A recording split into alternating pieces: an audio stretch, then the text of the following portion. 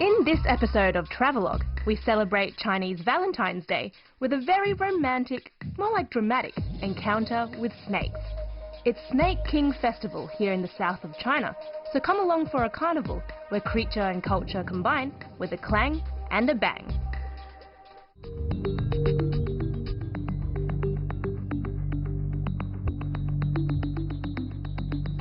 Hello and welcome to Travelogue in China. My name is Min-Zhui Lee, but just call me Zhui, and in this episode I'm going to take you to the country's southeast, where for centuries locals have been worshipping everybody's favourite fluffy animal, the snake. Now every year Zhanghu town in Nanping city celebrates the Snake King Festival, where there are ancient rituals, firecrackers and also a parade where people walk around with live snakes wrapped around their necks, including mine. So join me for some reptilian revelry and also to check out what else this place has to offer. Cool, come along. Nanping is a prefectural level city, population 3.2 million. It's located in the north of Fujian, the province that lies just opposite Taiwan. Standing on the Min-Zhui River at the confluence of three major tributary systems, Nanping is very much a riparian city. Coupled with its rugged and rural interiors, it makes a rather serene scene. But at a temple in Zhanghu town, in Nanping southeast, something suspiciously serpentine is in the making. This is the Snake King Temple, where sleek and slithery creatures reign supreme. And while preparations are underway for the town's biggest annual event, I get a personal tour with a local expert. 那这边还有三尊，这个是连公神像。他们是负责什么的？连公神像，这三尊都是主事这个连公。哦。那这一尊它就是管天的，它主要区别在眼睛，它这个眼睛是仰视，看天空。天如果大旱了，要想下雨了，就找这个菩萨，找这位菩萨。嗯。那这位的是管吏。嗯。管吏就它的主要特征是俯视。 看到的，你要想五谷丰登、风调雨顺，就找这位。管人间就眼睛，主要一个特点就眼睛平视。对。他的主要是保这个我们乡里平安了。主要他眼睛看着我们。这个是蛇王。这个是蛇王。江湖地区在明月的时期的时候，我们这边呢都是大明。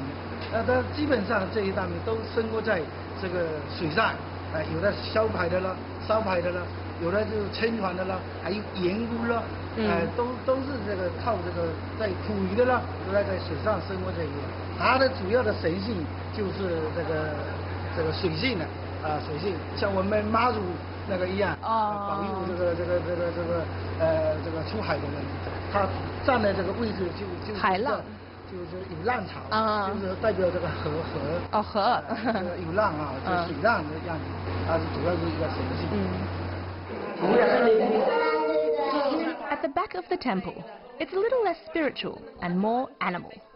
Oh, I like the camera. Oh my god!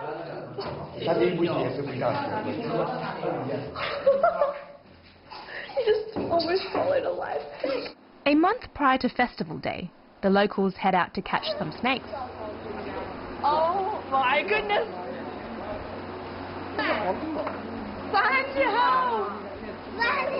Stand up.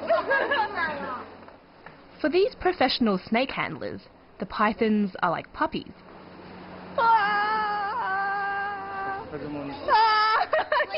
He just chucked it around my neck. Oh, look at that. I'm glad he gave me a small. Okay. What do you think of my new necklace? Oh my god!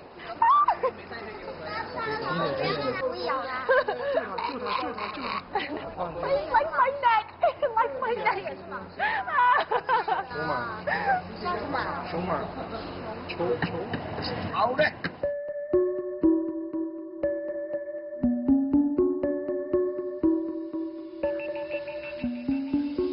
Well, after that very intense and intimate interaction, I need to let my heart rate return to normal. So, I head back to downtown Nanping for a stroll. There are many sacred sites here, devoted to numerous higher beings, while Confucianism, Taoism and Buddhism constitute the San Jiao, or three teachings that have shaped China's society and worldview for at least 2,000 years. They come intermingled with folk beliefs and preserve aspects of animism, totemism and shamanism. And folk religion is pretty strong in these southern parts of China, something I'll get to see for myself tomorrow.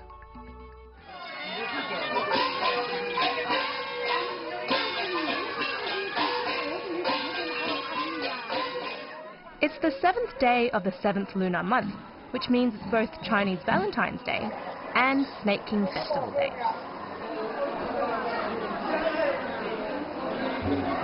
Back at the Snake King Temple, there's a real ruckus of onlookers and parade participants gathering for some long-awaited pomp and pandemonium.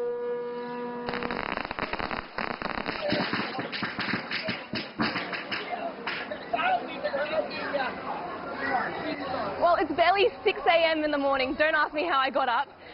But this temple is already chock-a-block full of people, and the air is thick with incense and also a lot of anticipation. I think most people, if they're like me, are looking forward to seeing the snakes.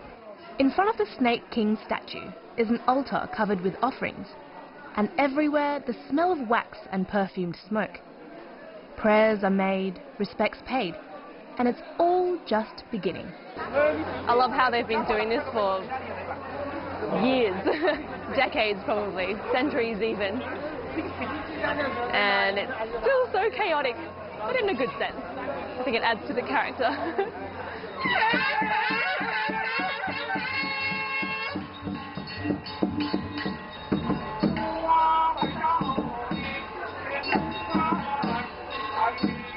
And, out of the blue, the rituals commence with a Taoist chant, the professional snake handlers up front. While snakes are regarded as treacherous and evil in many cultures, they have always been an auspicious motif in Chinese mythology. In fact, Nuwa, the female deity who created humans out of clay, had the body of a snake. Ah, this must be it. This is the Snake King. I wonder if I can touch it. Ooh. Wow. He must be at least 25 kilos.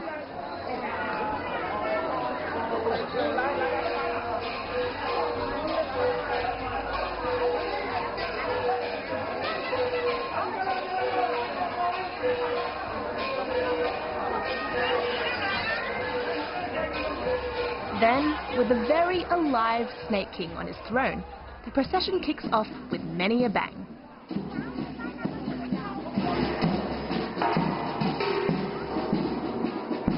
The colourful convoy, consisting of multifarious troops, leaves the temple grounds and weaves its way along the streets of Zhanghu town.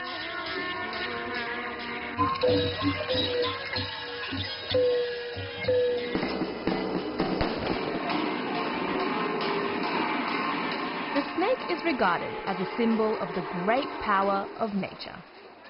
The Snake King Festival not only reflects the ancient worship of the creature, but also highlights the desire for a harmonious relationship between humans and the natural world.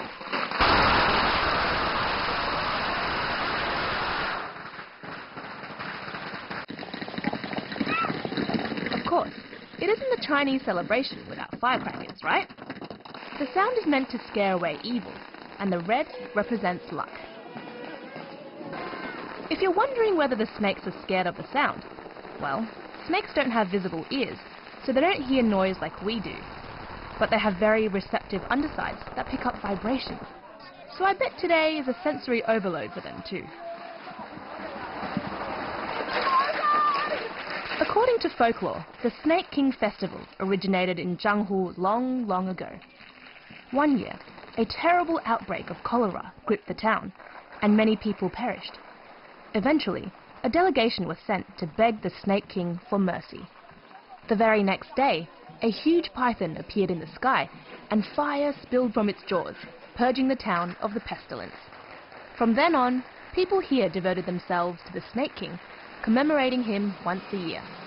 Today, the community tradition is as strong as ever. Here we go. Here's a live snake for you. Say hello to the camera. Woo! Ooh, there you go. You like that? And these are cold-blooded animals, so they need to keep their body cool.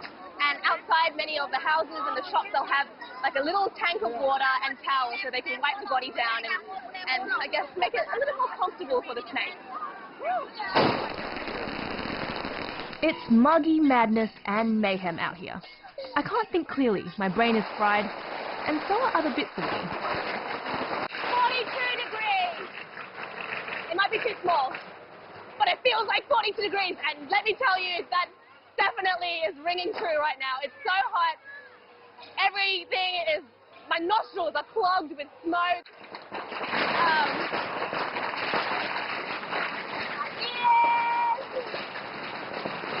But, great experience.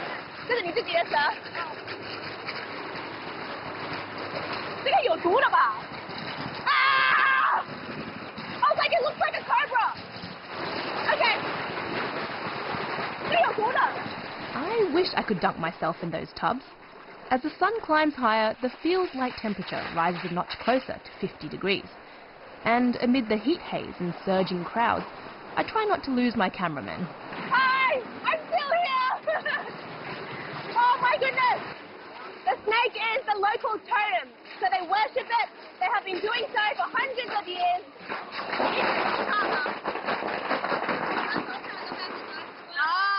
I asked her if she's scared. She said no. She's been doing it, catching snakes since she was a little kid.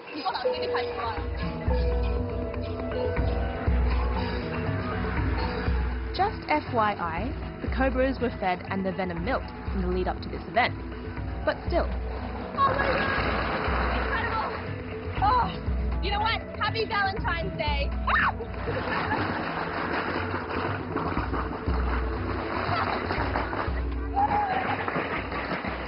I can go around scaring people! I should have thought about this earlier!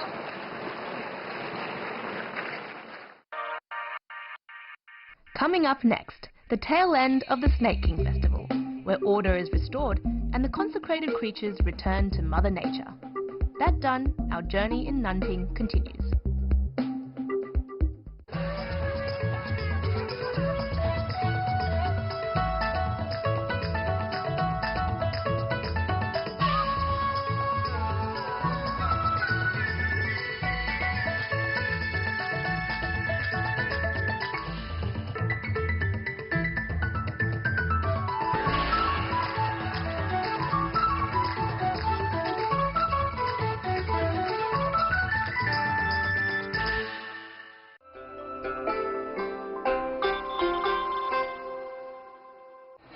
This is the messy, smoky aftermath of the insane Snake King procession, which is still going on up there, and it will probably still be going on until about midday, which makes it 4 to 5 hours in this heat.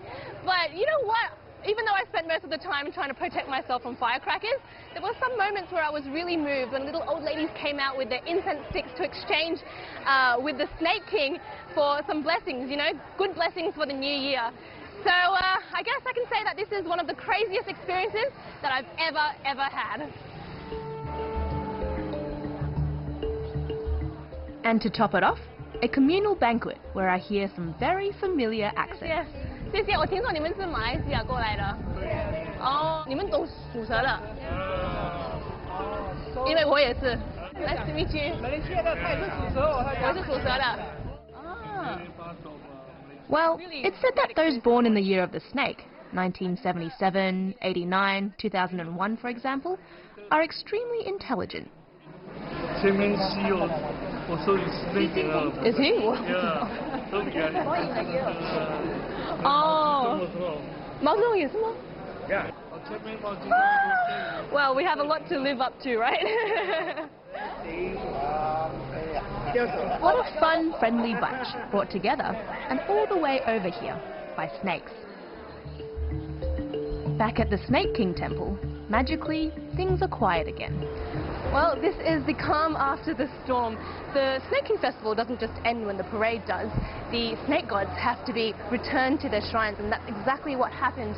And they were done so with a bit of a ceremony, much like the one that we saw this morning. Now, a few days ago, they were invited down onto the sedan chairs, and they were cleaned and had new clothes put on. Now they've been put back into place, and I guess they will sit for another year with a watchful gaze over heaven, earth and people.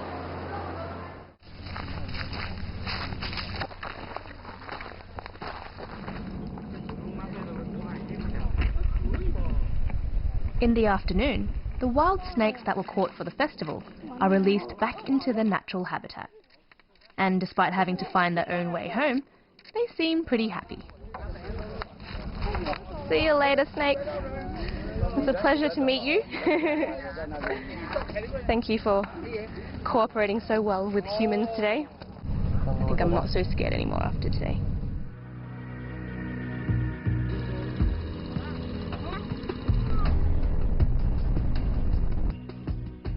And with a new soft spot in my heart for scaly, legless reptiles, we bid farewell to Zhanghu town and say hello to an 11th century philosopher, You Zuo, whose legend is honored here in Fengchi village. Min-Zhui Lee. These four characters are a Chinese idiom based on a story that stars Mr. You Zuo himself.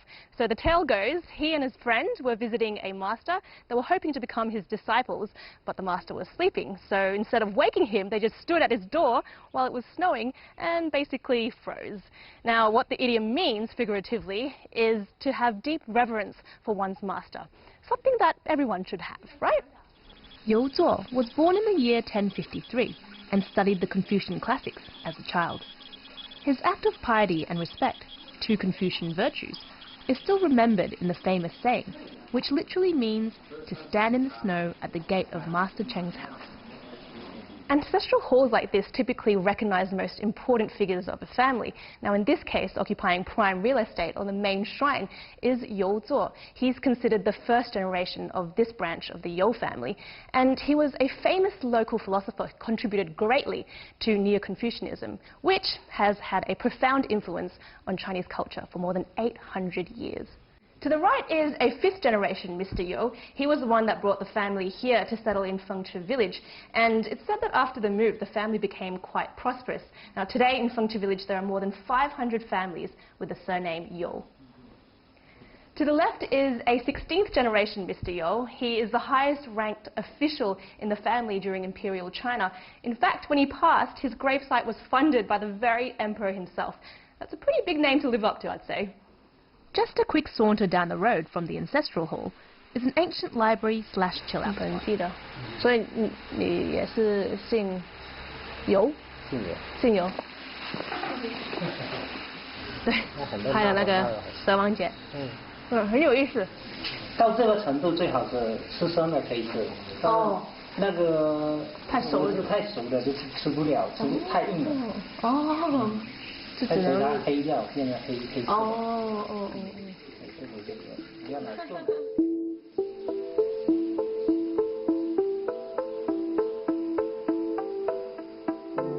Next, we head to Mangdang town, just 15 kilometers northwest of Nanping city. On its fertile mountain slopes lies Baozhu village, regionally recognized as a ready escape from the sultry summer heat. The agreeable temperatures here may explain why the locals are also so agreeable. 你哪里来的？我们是北京过来的。啊？北京过来的。北京过来呀？对啊。哇呀！ Sitting there selling homegrown pumpkin for a couple of kwai, he's the most wonderful 96-year-old I've ever met.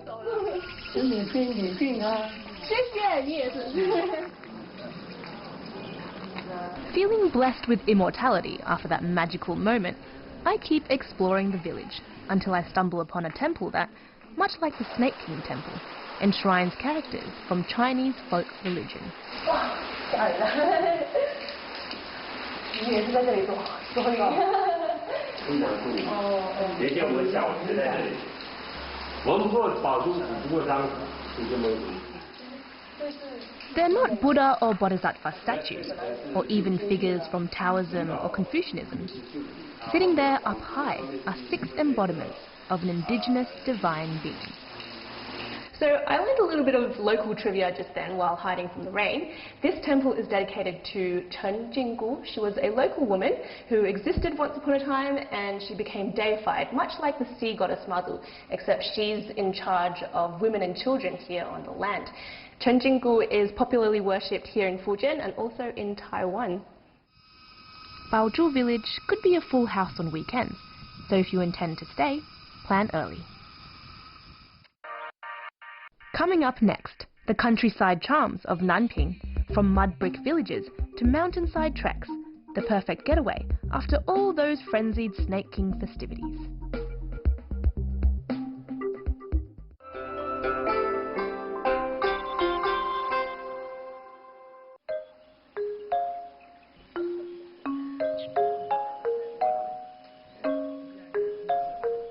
About an hour and a half of hilly countryside roads southeast of Nanping city centre, we find ourselves in bucolic paradise.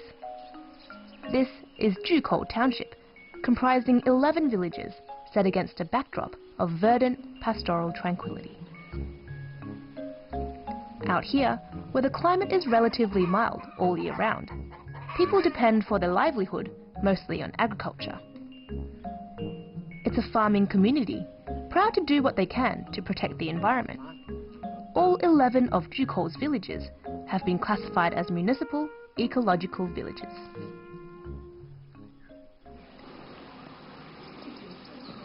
The locals are content with their simple life, breathing clean, fresh mountain air and being at one with nature.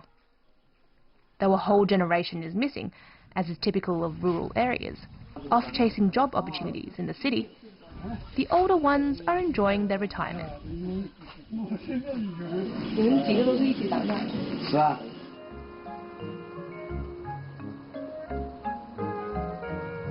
It's nice to spend the afternoon aimlessly moseying about, deliberately disoriented in the labyrinths of lanes, and sneaking a peek into residential courtyards. None of the locals seem to mind, especially the four-legged ones. Here, in the north of Fujian province, architects seem to have derived inspiration from the Hui-style designs of central China, skylights and exquisitely sculpted features. This compound in particular has the feeling of a very big, comfy home. Oh, I think growing up here would have been a lot of fun because it's the perfect place to play hide and seek. You'd never be able to find the person you're looking for.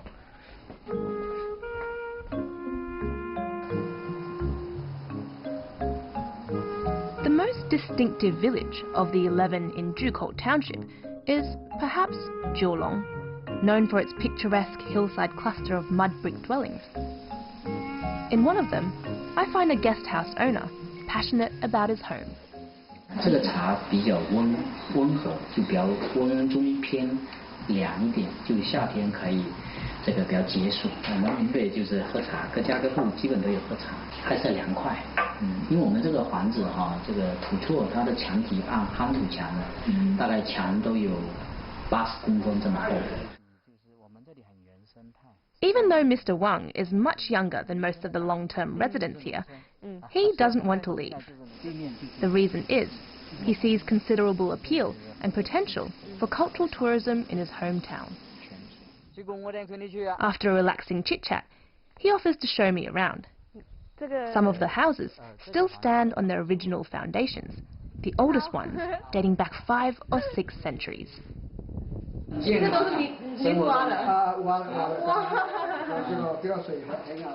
I begin to understand his fervent fondness for Jiulong village, especially now, after some recent developments.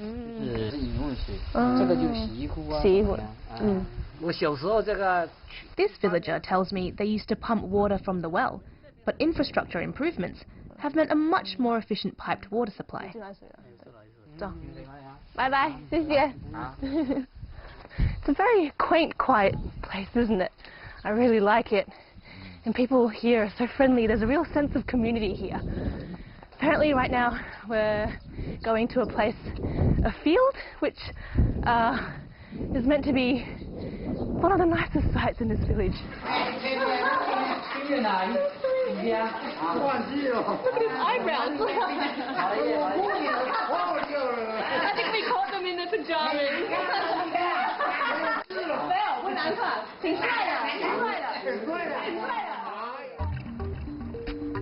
To be perfectly honest, I thought those jolly oldies in their pajamas was just as nice a sight as the view from the field. But no, really. Everywhere I've been in Nanping, I've only met the warmest souls and witnessed the most wondrous scenes. And when day becomes night and night becomes day again, it's time to get on with our Nanping adventure here in Fujian. I decide to go to Mount Mangdang for more. It was declared a provincial level scenic area in 1991, thanks in part to its rich forest ecosystem, abundant in rare flora and fauna. Here, at an altitude of 1,300 meters, the air is pure and the water pleasant, despite the oppressive heat. Whew, much better. Well, if making out with legless reptiles on Chinese Valentine's Day isn't romantic enough for you and your significant other, you can always come to Mangdang Mountain to this lovely waterfall where two streams come together. It's said to be like the two wings of a white butterfly. Now, if that's not more romantic, I don't know what is, especially if we go for a secret little skitty dip, which maybe I don't recommend here in China. I don't know. Woo! The general rule is, don't do anything I wouldn't do on camera. But do feel free to hike all 5,500 steps of this route. I'm certainly not doing it, especially in 45 minutes, which apparently is the record. Ah, thank God, or Snake King, for showery salvation. Summers in southern China can be excruciatingly hot and humid, and often, when it rains, it pours. You want a pat too? Yeah, chook? I'm very grateful for the sudden stormy reprieve, which allows me to reflect on my travels. Isn't this just pure tranquility? The smell of damp earth, the sound of meditation in the background, and cockerels and little dogs. Well, you know, this place is really different from, I guess, my first time visiting Fujian, which was in Xiamen. It's a built-up seaside city, and here we're out in the mountains. It's much more rustic and raw. I mean, right now, of course, it's very different to a few days ago when it was the Snake King Festival and it was just pure chaos and cacophony, but I think it's got the best of both worlds, don't you think? Anyway, looks like the rain's stopped now, so I think it's a sign that we should keep going.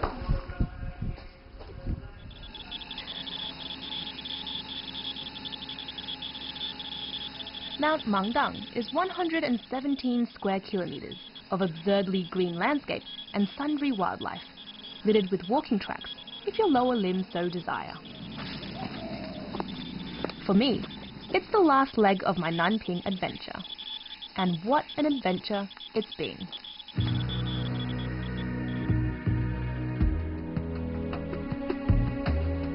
Isn't the scenery just stunning?